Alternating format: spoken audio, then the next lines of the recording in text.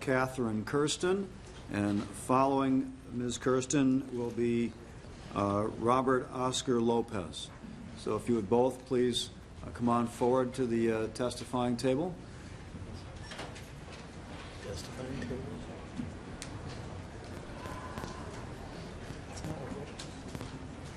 Welcome, Ms. Kirsten. If you just be sure to sign in at some point. Appreciate that. You may go ahead with your testimony. Yes, thank you, Mr. Chair and members of the committee.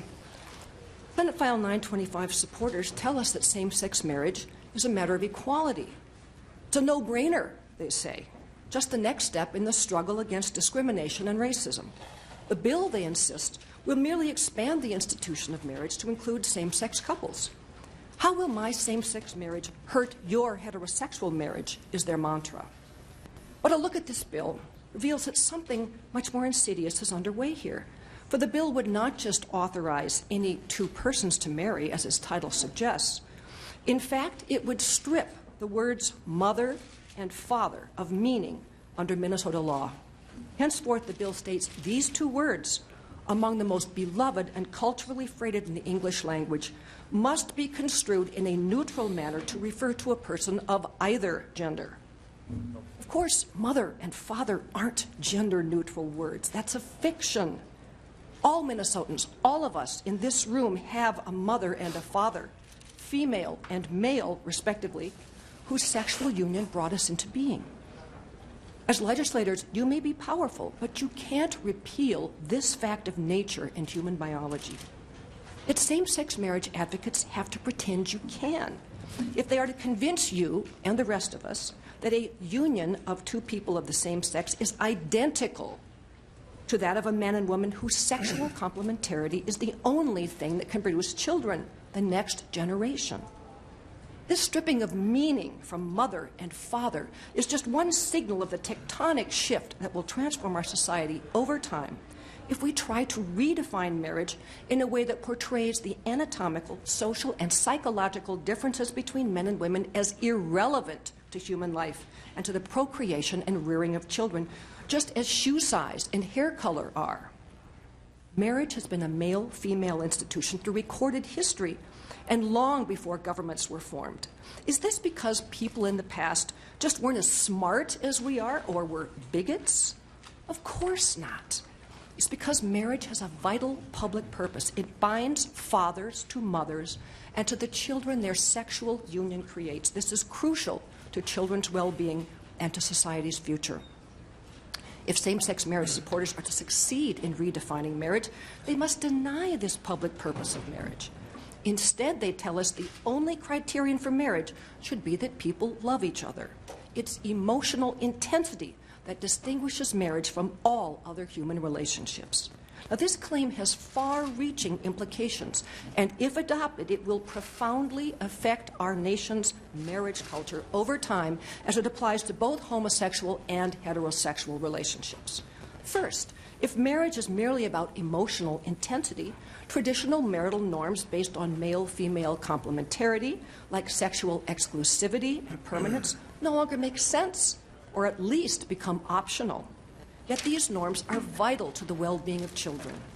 Second, if emotional attachment is all that's required, the logic for limiting marriage to two people, or even to people in a sexual relationship, disappears. Third, making marriage a gender-neutral institution would radically alter parenthood.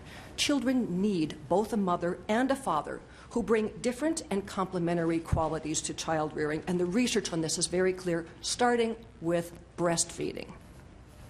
Two lesbians or two gay men, two lesbians and a sperm donor, no matter how loving, cannot replicate this.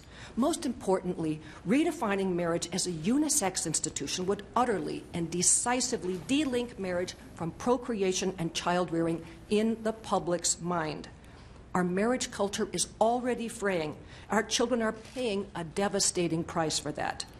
Same-sex marriage would accelerate the erosion of our marriage culture by telegraphing that the government is utterly indifferent as a matter of public policy to whether a child's mother is married to his father.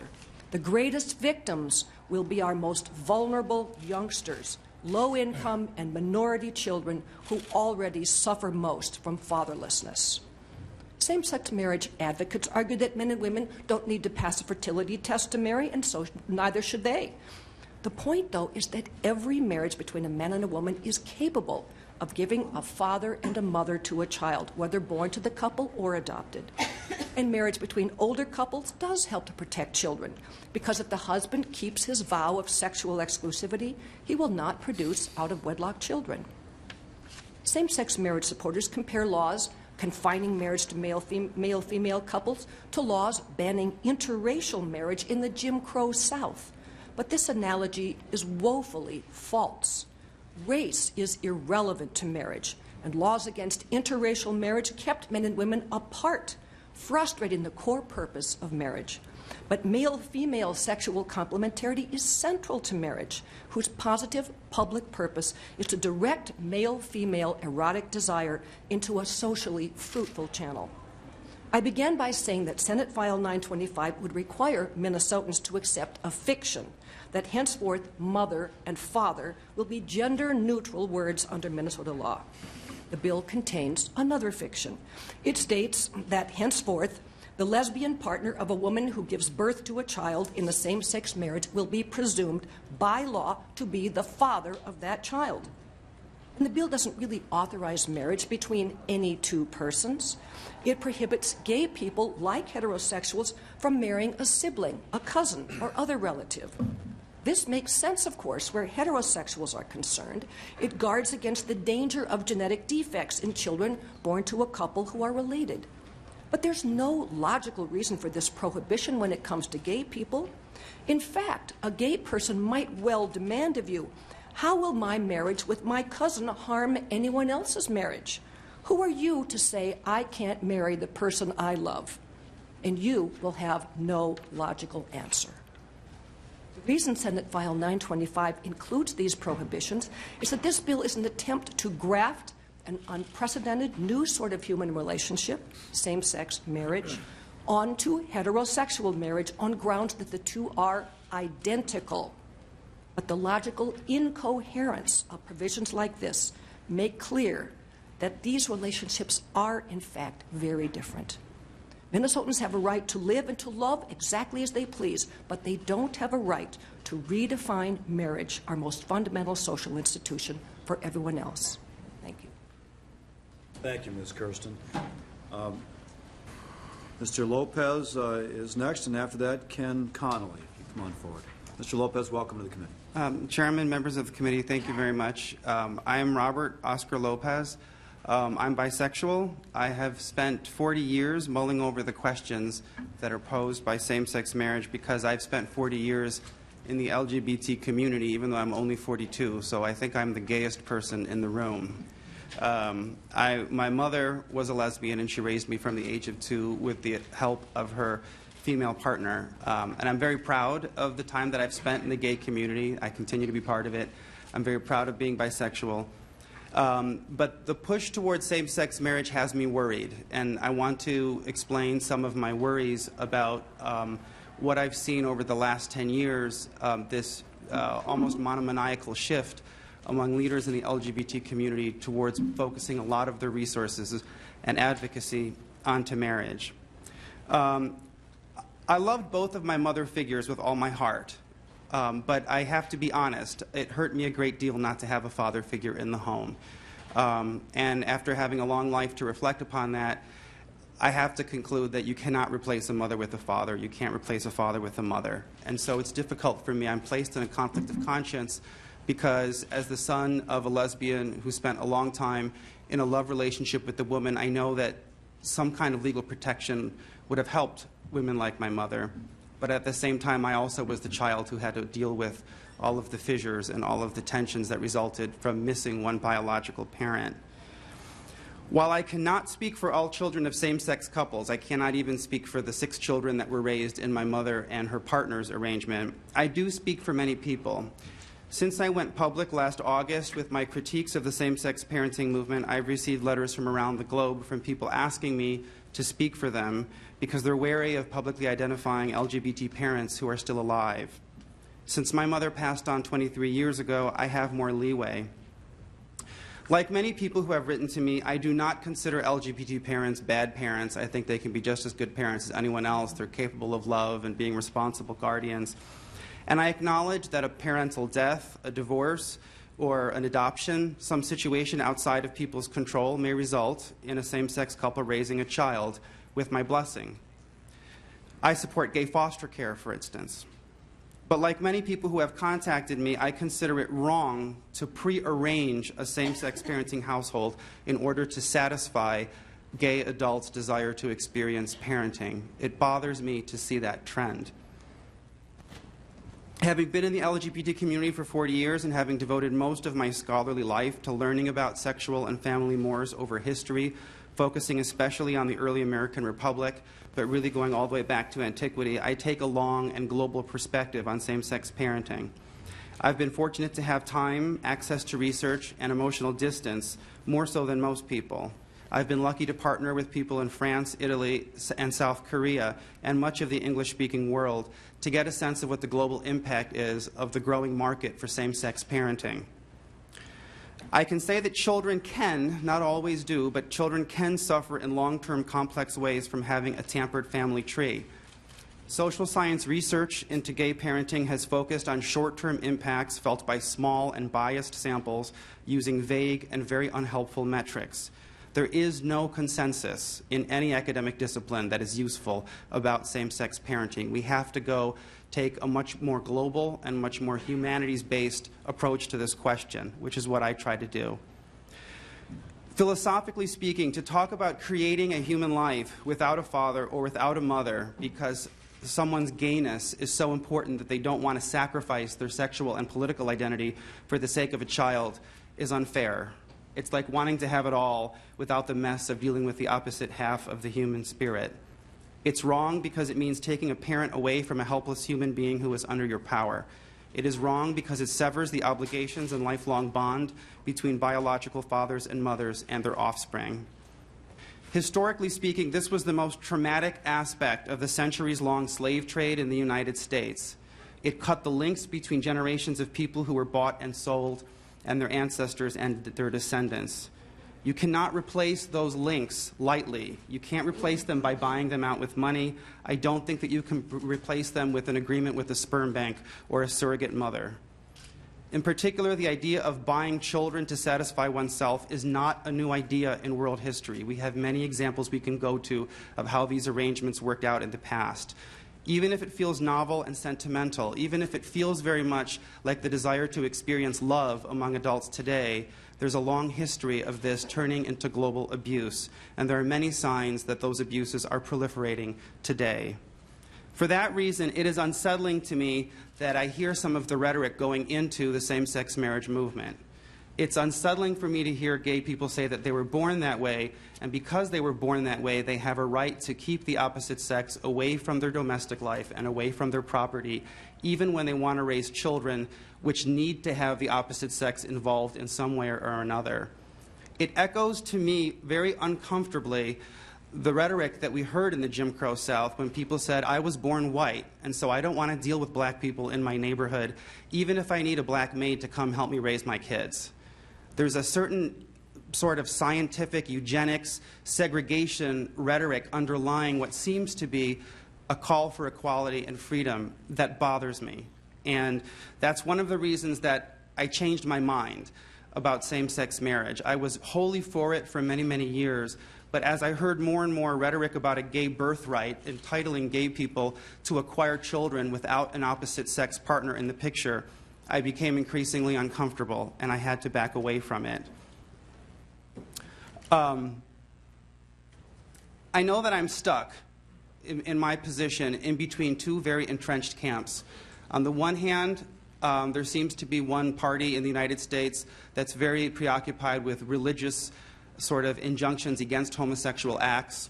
I'm not part of that camp. On the other side, we have a well-organized LGBT lobby that feels that through activism they have earned property rights over children, and I'm uncomfortable with the neoliberal assumptions on that side, so I'm stuck in the middle. The only solution that I can provide in order to try to put forward the debate and to foster discussion of the issues that have gone really unanswered and unexamined this far is to try to found something new with Doug Mainwaring, who you will be hearing from a little bit later today. We have founded a site for ethical family alternatives, which we're launching to try to bring in LGBT voices from the left and from the right. There are many people who object to same-sex marriage on the gay left. There are some on the gay right who object to it, and we haven't heard from them. We haven't had a full debate. What we've had is a lot of pressure, a lot of haste, a lot of rush to try to get same-sex marriage passed, and we haven't had a full discussion of what all of the unintended consequences might be. For that reason, I urge you to please show caution and do due diligence. And I'm not saying throw out gay marriage forever, but now is not the right time yet. There are too many unanswered questions that we have to look at. Thank you very much for allowing me to speak. Thank you, Mr. Lopez. Our next testifier will be Ken Connolly, and after that will be Doug Mainwaring. Connolly, go ahead. Thank you. Good afternoon, Mr. Chairman and members of the committee. My name is Ken Connolly, and I'm a litigation staff counsel with Alliance Defending Freedom, which is a national legal organization that litigates cases implicating religious freedom, sanctity of life, and marriage and the family. Before coming to Alliance Defending Freedom, I graduated from the University of St. Thomas School of Law and was a trial associate at Dorsey & Whitney in Minneapolis. I appreciate the opportunity to speak with you this afternoon with regard to the impact Senate File 925 will have on the religious freedom of all Minnesotans if it is enacted in its current form. Simply put, the religious exemptions in this bill are superfluous and woefully inadequate to the task of protecting religious liberty, the first freedom of all Minnesotans and all Americans. As currently drafted, it would allow the interests of a few to trump the religious liberty of all. The bill offers protections for religious organizations and clergy regarding the celebration and solemnization of marriage, but these exemptions address no current danger and no current fear. They merely codify by statute what the U.S. and Minnesota constitutions already mandate, that religious entities themselves and not the government are responsible for the content and practice of their faith traditions. The crux of the problem is this: marriage is so pervasive that redefining it virtually guarantees that religious believers will face increasing instances of legal persecution in the future, because most organizations and individuals under this bill will not be able to lay claim to the narrow religious exemptions contained therein. If the government declares that same-sex unions and opposite-sex unions constitute equally marriages under the law will eventually punish and stigmatize those who stand by traditional marriage as the union of a man and a woman as discriminatory and irrational. This is why robust conscience protections are absolutely necessary. Without them, religious liberty becomes a casualty of same-sex marriage. This bill ignores the rights of conscience protected by the Minnesota Bill of Rights, and in essence, it guarantees that conscience will be least protected when and where it is most vulnerable. It must be remembered that the First Amendment applies to all Americans, not just clergy. It applies to individuals and businesses alike, whether they're engaged in profit activities or not. No one forfeits his or her First Amendment rights when they enter the marketplace. Despite this fact, this bill presents individuals and organizations with an impossible Hobson's choice. Either reject your faith in your God and bow to the new orthodoxy stemming from the acceptance of same-sex marriage, or keep your faith, honor your God, but accept the financial loss, reputational harm, and business damage that is sure to follow. This is no choice at all. Religious freedom means more than attending a church, synagogue, or mosque on a given day of the week. It means the freedom to live out one's beliefs in the public square, according to the dictates of one's conscience. This bill actively prevents that as written. At the same time this bill eagerly provides new rights for same-sex couples, it leaves religious believers to vindicate their First Amendment rights through costly legal battles. This is particularly inequitable given the fact that where same-sex marriage has been adopted, couples have had no trouble solemnizing or celebrating their marriages. By my reading of the bill, and this is not an exhaustive list, the following organizations and individuals are without adequate state protections: quasi-religious entities such as the Knights of Columbus, Catholic Charities, and religiously affiliated hospitals; government officials including judges, clerks, registrars, and any others who do not act in a religious capacity but may be authorized to solemnize or facilitate marriages; private colleges and universities; licensed psychologists and counselors; daycare centers, retreat centers, summer family camps; and perhaps the bleakest circumstance is private businesses and business owners who qualify as public accommodations under the Minnesota Human Rights Act, especially those specializing in marriage-related activities such as bed and breakfast owners, wedding venue owners, bakeries, photographers, caterers, DJs, hairdressers. The list could go on and on. This may seem like an exaggeration on my part, but it's not. Many examples show that where the state seeks to establish same-sex marriage or treats the eradication of sexual orientation discrimination as a compelling state interest, religious believers face persecution. I'll give you just but a few examples. A photographer in New Mexico was asked to photograph a same-sex commitment ceremony. She respectfully declined because she could not use her expressive skills to promote a marriage that was not biblically defined. Although the plaintiff subsequently found another photographer to photograph her wedding at less cost, the plaintiff sued our client, Elaine Huguenin, under the New Mexico Human Rights Act. New Mexico courts awarded the plaintiffs over nearly $7,000 in attorney's fees in that case, which has been going on for over 6 years now. A case which I just flew in from Santa Fe last night, where the New Mexico Supreme Court heard that. So for approximately 25% of this young woman's life, she has fought a legal battle because of the exercise of her conscience. Another example. This is not tolerance, by the way. This is discrimination. Marcia Walden, a counselor from Georgia, was asked to counsel a woman and her same-sex partner who were having relationship troubles. Because of her deeply religious beliefs surrounding marriage, she respectfully declined and referred the couple to another counselor who was able to take up the counseling within 10 minutes. That counselor was eventually commended for her exemplary help.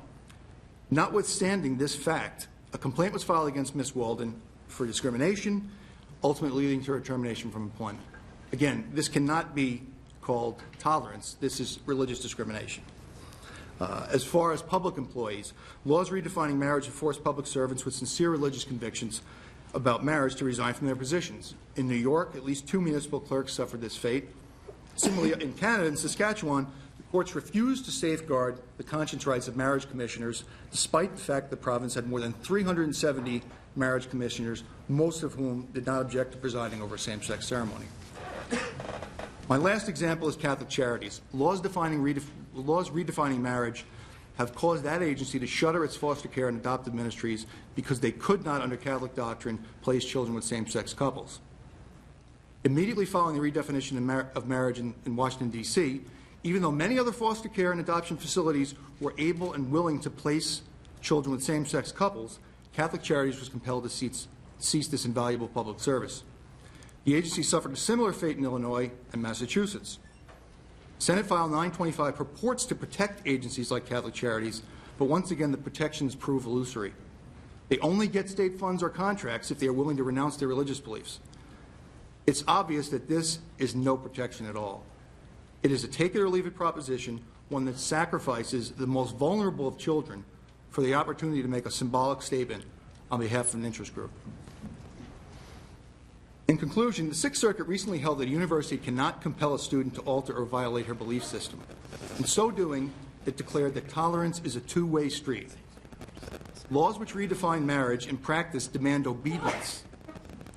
They do not foster tolerance. The narrowness of the religious protections in this bill suggest a fundamentally unserious attitude towards religious liberty. Freedom of religion is given explicit protection in the United States and Minnesota constitutions, and this bill should be overhauled to recognize that fact. What is needed now is real leadership on this issue, leadership that will demand protections all Minnesotans deserve as of right. Thank you for the opportunity to speak today, and we'd be happy to answer any questions you might have. Thank you. Thank you, Mr. Condon. Doug Mainwaring is next. Welcome to the committee, sir. And after you're done, Imam Abdegani Ali. So if you please come on forward to the table. Mr. Mainwaring, go ahead, sir. Thank you very much, Mr. Chairman and members of the Judiciary Committee. Again, my name is Doug Mainwaring. I'm gay, and for a very long time I was pro-same-sex marriage. After all, it only seemed fair. And it wasn't until I began reflecting upon my own family, my own experience, and looking at the world around me that I began to change my point of view on this. When did it become controversial not to support same-sex marriage? And why is there now such an enormous push across our nation toward its normalization? For decades, there has been a very wholesome, all-American effort to ensure that gays and lesbians are guaranteed the same rights that everyone else in our nation enjoys. And beyond that, to prevent gays and lesbians from being treated as second-class citizens in any way. In essence, as we strive to be a colorblind society, we strive to be completely respectful and uphold the dignity of each individual, regardless of one's sexual orientation.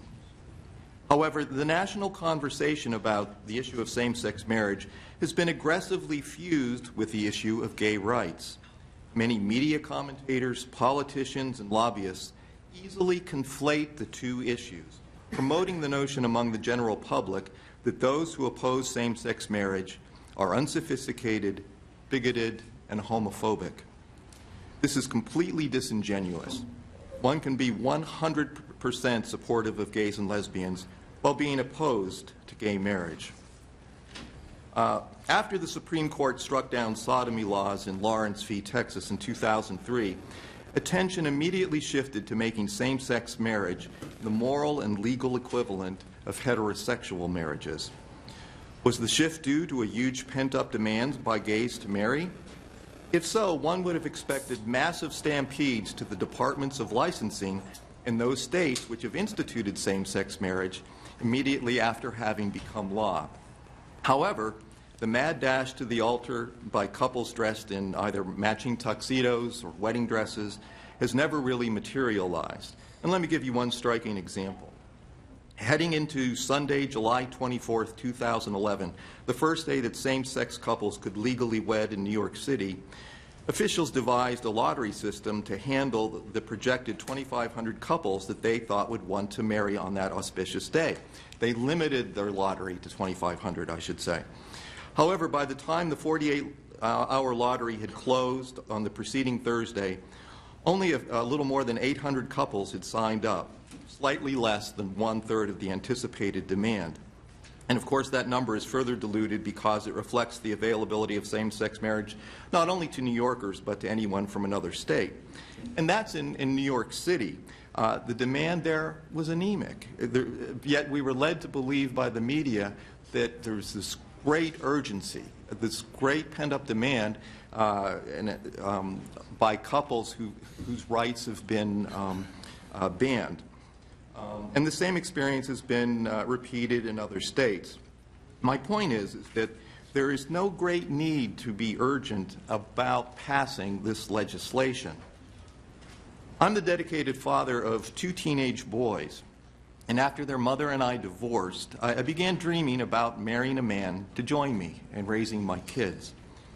But it slowly dawned on me that even if I found another guy who was as dedicated to my kids as I am, in fact, if I could find somebody who was the carbon copy of me, my exact double, there would still be a gaping hole that existed in that household and in my kids' lives.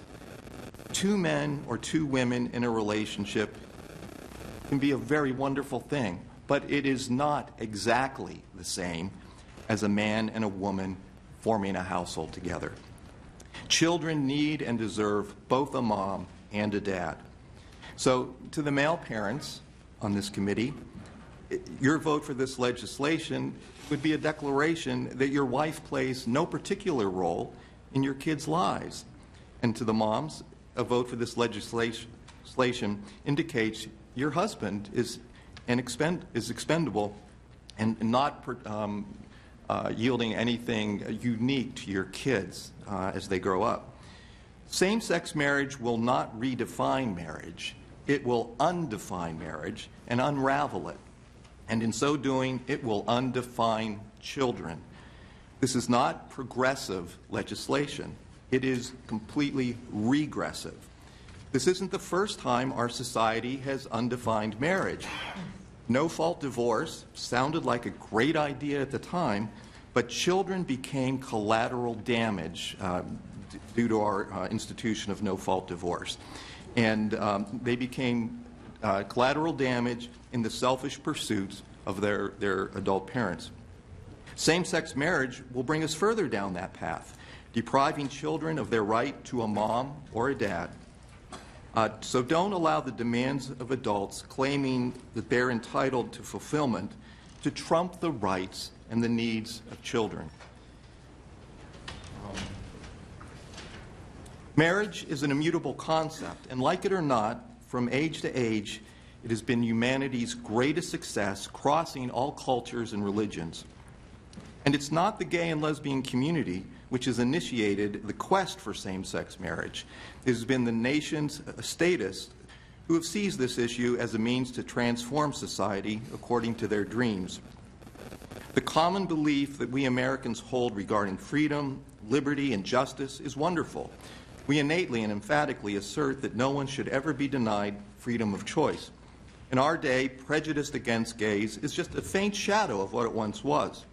However, the abolition of prejudice against gays does not necessarily lead to the conclusion that same-sex marriage is inevitable or optimal. There are plenty of other avenues available, none of which demands immediate, sweeping, transformational legislation or court judgments. So to the distinguished members of this committee and your fellow legislators, I ask you to ignore the media's constant manufactured urgency to institute same-sex marriage. Marriage is not about love, commitment, and responsibility. It's about kids. That has always been the state's one and only interest in marriage. So we need to put the brakes on this type of legislation until the unintended consequences can be fully considered. No matter how enticing it may be to institute historic landmark legislation, we should resist the impulse to race to do it until we know what all the ramifications might be. The national debate, the state debate on same-sex marriage has not fully occurred yet. So thank you very much. Thank you, Mr. Mainwaring. Imam Ali is next. After that, Dr. Thomas Nevins. And I will let the opponents know there are about 8 minutes left in your period of time for testimony, and I will terminate the testimony at that time. Imam Ali, welcome to the committee. Mr. Chairman and member of the committee, thank you very much for allowing me to be here today and to talk about this beautiful issue. My name is Abdigani Ali. I'm an imam of Shafi'i Mosque in Asira Riverside and West Bank neighborhood, and I'm also one of the Somali American community leaders. It's really a great honor and privilege to appear here before you, as I mentioned, to talk about this issue. As the leader of the Shafi'i Mosque and community leader, I am here today to reaffirm the importance of the marriage, which we Muslims believe as being a sacred union between a man and a woman, the foundation of a family unit that raises and cherishes children. As a God Almighty, all-knowingly God said, or commanded us, since a man was created first. Marriage and the family are institutions that must be promoted and defended from every possible misrepresentation of their true nature. In the Holy Quran, God says, "Is He Allah who has created man from water, then has He established relationship of lineage and marriage." Not only the Holy Quran, but I read today in the morning the Bible, Christian Bible, and the Christian Bible mentioned same statement that Holy Quran mentioned. So government did not create the marriage. God did it. Therefore, it is not up to government to redefine the marriage. As God's people, we are here to remind our elected representatives that they need to also represent us. We did not send them to a position of leadership to redefine the institution of marriage. Legalized gay marriage will impact men and women of faith to practice their faith in the public square, outside of the four walls of their mosque or churches. It sends a message to people of faith that their belief will not be tolerated, that they must accept the state's new definition of marriage without question. Some people may say this is a civil rights issue. No, it's not. This is not about the civil rights of minority group. This is about redefining marriage so that the children are not part of the definition. Let us not legalize what the God says no. Thank you very much for your allowing me to be here. Thank you very much. Thank you, Imam Ali. Dr. Thomas Nevins. Welcome to the committee, sir. Good afternoon. My name is Tom Nevins. I'm a pediatrician. I live in St. Paul. I practiced pediatrics in Minnesota for about 40 years now. I'm a member of the faculty at the University of Minnesota, but of course the opinions I'm offering are my own and have nothing to do with the university's policies or attitudes about this. Similarly, any of the other professional associations I'm associated with. I asked for the opportunity to speak this afternoon because I was concerned that as we discuss this legislation, that one aspect that I think is incredibly important is being overlooked, and that is the impact on children themselves. It's often said, actually it was said earlier, that 25, 30 years of research don't show any differences in children who are raised in same-sex households compared to children raised in more traditional settings. And in a way, that's true. That claim is based on earlier studies done in the 70s and 80s and early into the 2000s. And those studies were all pretty poor studies. They used very small samples. You couldn't tell a difference because the number of subjects was so small. And they also used a lot of volunteer subjects so that there was a heavy bias in terms of who actually was included in the studies. And that's really persisted up until very recently. So last summer, Dr. Mark Regnerus at the University of Texas in Austin published what's the best study and the most scientifically sound study that's been done in this area. And it was published in a peer-reviewed journal in Social Science Research. It's been submitted, critiqued, resubmitted, published, and of course has led to a lot of editorial comments and opinions. Basically, since somebody passed around a sheet about Dr. Regnerus' study, to tell you very briefly about what he did, he got a sample of 15,000 individuals who reflect the U.S. population in terms of race, gender, age, socioeconomic status. And from that, he extracted 2,900 plus kids, young adults, who were between the ages of 18 and 39. And then they self-identified their situation at home. There were people who came from traditional two-parent families with a mother and father, kids who came from young adults who came from homes where as children there were same-sex parents, where there were divorced parents that didn't remarry, where there were single parents, where a parent was deceased. Doctor, I'm just going to let you know you've got about 2 minutes left. So perfect. So then when he looked at the outcomes from these, he found there were dramatic differences. In fact, there was less educational achievement, less good employment opportunities, increased sexual contact, a need for public support, public services. And in the end, he was very conservative in his interpretation because although he had 236 young adults from same-sex households, in fact, they really, he said, were too small a group to draw substantial conclusions. He was simply describing what went on. He couldn't say what caused it. That said, nobody has really disagreed with his conclusions, and nobody disagrees that earlier studies were weak because they were too small. So to conclude, we've heard this afternoon from some very remarkable people. And I think as you're considering and looking at the legislation before you, what I would ask is that you do it on the basis of the facts that are available. And as a father, grandfather, pediatrician, I would like you to do everything possible to reinforce and support traditional families with a mother and father, because clearly that's where children thrive, and not to place any artificial barriers in the way or not disadvantage children who are otherwise very vulnerable. Thank you for your time. thank you, Dr. Nevins, and be sure to sign in the sheet there. We will also have testimony from Brett Stevens. Brett Stevens present.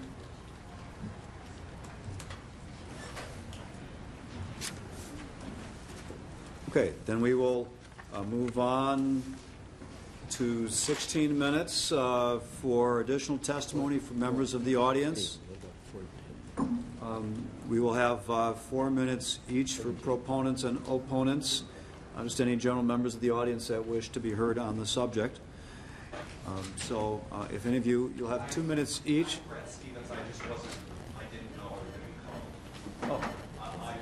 If you'd like to testify, come forward then, sir. And you will have 2 minutes. And if you just let us know, just so we can keep track here. Sorry, I didn't know I was going to be speaking. I'm kind of in the middle of this situation. Okay, go ahead. You have 2 minutes, sir. My name is Brett Stevens, and while I'm a columnist at Lavender Magazine, I'm testifying solely as a private citizen. My partner Randy and I have been together for 15 years. We believe our relationship deserves recognition by the state of Minnesota. There are thousands of same-sex couples like us throughout the state, and the time has come for our state government to respect our lives and relationships. Let me explain what I mean. We organize and order our lives together just like straight married couples do. We plan our retirement, we take care of each other. If one goes to school, the other works more. If one of us stays home to take care of our children, the other may pick up another job to make ends meet. As a result, our financial lives are intertwined and our plans are joint. We need the state to recognize these realities. It is because this issue is so important and so compelling we cannot wait and see if same-sex marriage will pass. The Minnesota poll that came out last week showed 53% of the public doesn't support same-sex marriage. Speaker Thiessen and Majority Leader Bach have both repeatedly said they doubt it can pass. It is time to believe them and face the truth. These past 4 months of me interviewing people, studying polls, researching strategies, and the past histories of political movements has brought me to one conclusion. It is time for compromise. For our relationships to get the recognition and respect they deserve, we need someone to propose a civil unions bill. I have talked with people from both sides of this issue for the past few months, and I've come to a realization. Reasonable people can disagree on this issue, and reasonable people can come to an agreement. There are those who believe marriage is only between a man and a woman. There are those who believe gender is irrelevant. I think the people of Minnesota are ready to say our relationships matter, but so do our traditions. Same-sex couples should be recognized, and we can do it with civil union legislation. The time is growing short for a bill to be proposed this year. If same-sex marriage doesn't pass, we need civil union legislation as a contingency plan. Mr. Stevens, please wrap up. The time has come for Minnesota to acknowledge my relationship, and I believe that civil union legislation is the path we have. Thank you. Thank you, sir. Is there anyone else in the audience who would like to testify on this matter? Sir, come on forward. We'll give you 2 minutes, and please identify whether you're speaking for or against the legislation so we can make sure it's evenly approached here. Please sit down, if you would, so you can speak into the microphone for the formal recording of the hearing. And identify your name and sign in when you get a moment. Certainly. My name is Donald Hamilton. I'm a resident of Roseville. Been there for 32 years. Been married for 45 years. I have 5 children, 7 grandchildren.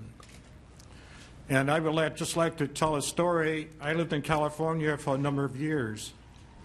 I lived in an area where there's a lot of canyons. And in this area, when they were bringing the water down from the north to supply water to Los Angeles, they built the San Francisco Dam.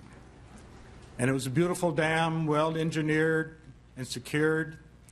And after it had been up for a few years, though, they noticed that there was a trickle of water coming out one side of it. And investigating further, they brought up the engineers and the people who had designed it to investigate the trickle of water and said, is this a damage? Is this a problem? They looked at it and said, no, it's not. It's secure. It will hold secure.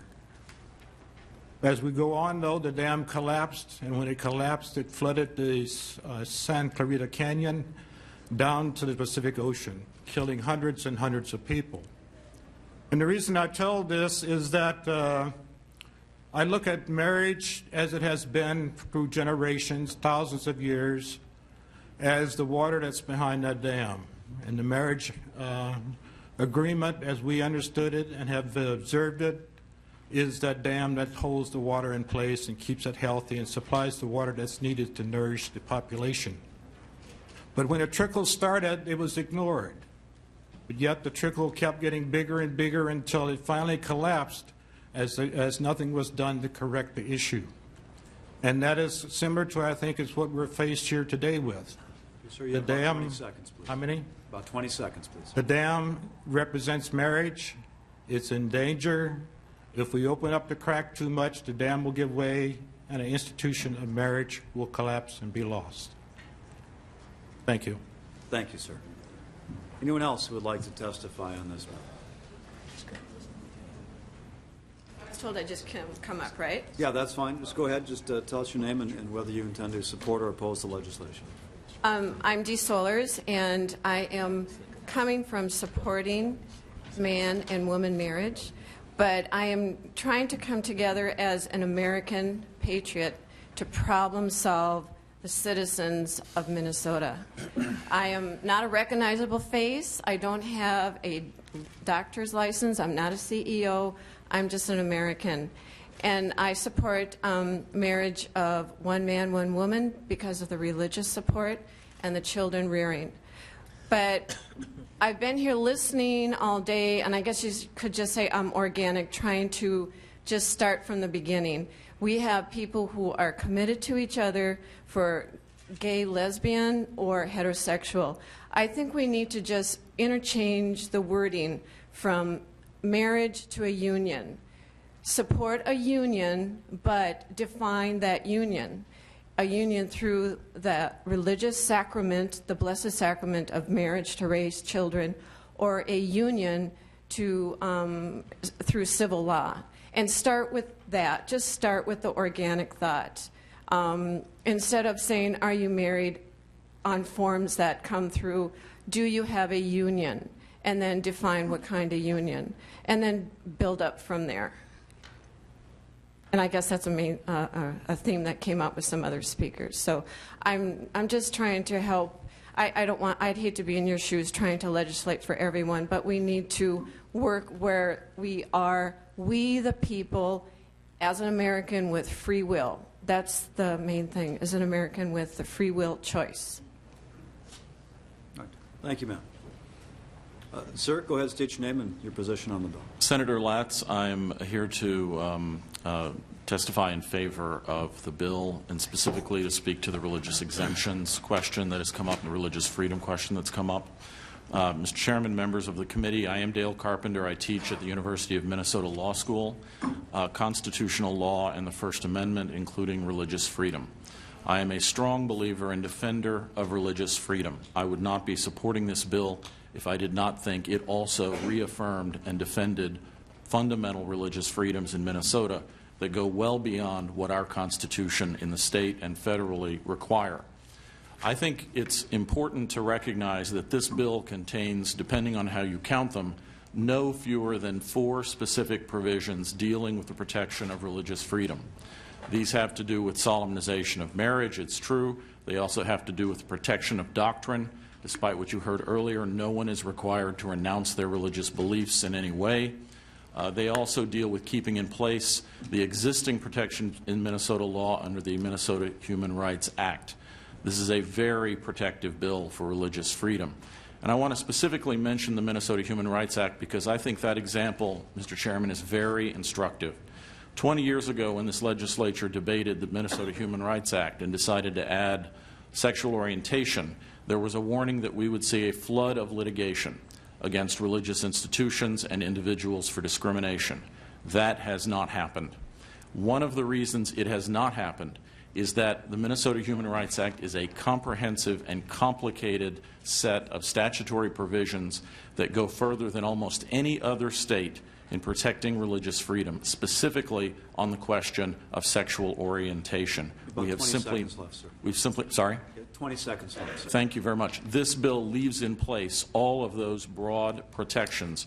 Moreover, just very quickly, we have not seen a flood of litigation based on marital status around the country, despite some of the cases you heard earlier. There is no provision in this bill that provides for a lawsuit or for civil liability.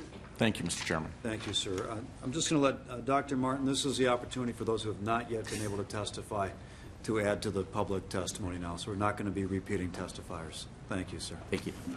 All right. Ma'am, go ahead. Please state your name and your position on the bill. Thank you, Mr. Chairman. Good afternoon, also members of the committee. I want to thank you for giving me the opportunity to talk to you today about why the freedom to marry is important to me and why I support Senate File 925. My name is Mitch Azarkan, and I live in Rochester, Minnesota, where I work as a surgical cord tech at Rochester Methodist Hospital. I'm also a proud member of SEIU Healthcare Minnesota.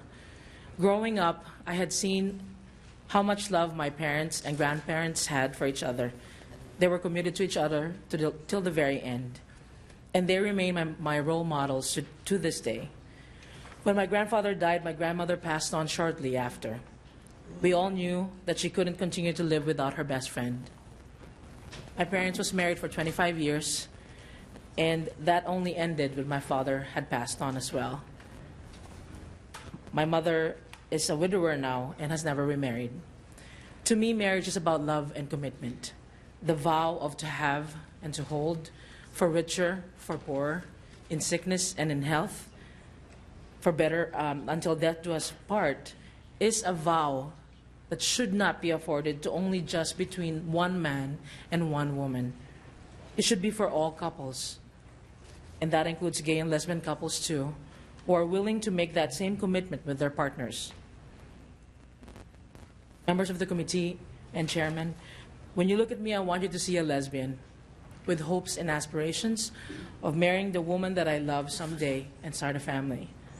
When you look at me, I want you to see a labor leader who believes and upholds the dignity and worth of all workers. You have 15 seconds, ma'am. Thank you. I want you to see also my union, who also are advocating for marriage for me and my fellow brothers and sisters. And lastly, when you look at me, I want you to see a citizen who loves this country, a citizen who believes in the promise of an America that will continue to stand for freedom, equality, and justice. Thank you, ma'am. Appreciate your testimony. Just so folks understand, we have now heard from 2 in favor and 2 opposed to the legislation.